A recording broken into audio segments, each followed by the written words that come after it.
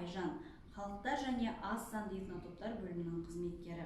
Сіздерге Беларусь халқының мәдениетіндегі қоғадан жасалған заттармен таныстырамын.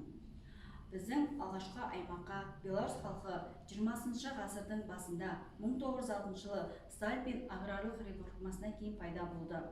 1989 жылы Шығыс Қазақстан облысы этнографиялық музей қорығында халықтар және аз санды бөлімі ашылғаннан кейін Беларусь халқының мәдениеті мен және де экспонаттары зерттеліп жинастыра басталды.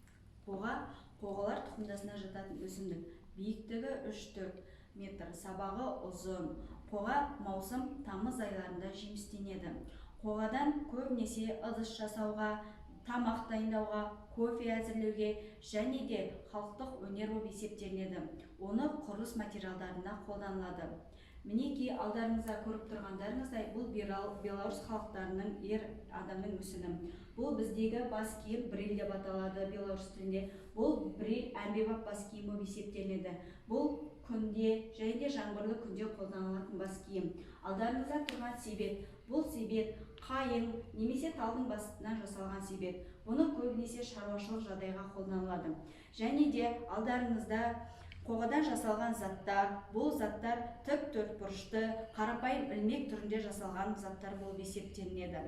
Алдарыңызда көріп тұрғандай, бұл себет корзинка. Бұл корзинканы арнайы тік төртбұрышты ілмектермен жасалынған корзинка болып есептелінеді. Әрине, бұл қоғаны жасау өте ыңғайлы және де өздеріне керекті қолөнерлі болып есептелінеді. Бұл қоғаны ең алдымен лай және де өзен көлдердің жағасында жинастырады да, оны арнайы тамырларын газетке орайды да, оны қурағанша кептіріп қояды. Кептіріп болғаннан кейін осындай әртүрлі қолөнерлерін, әртүрлі өздерінің себеттері мен корзинкаларын және де бриль бас киімдерін жасап, бүкіл халыққа, әсіресе Украин халқы мен Ресей халықтарына танымал болған.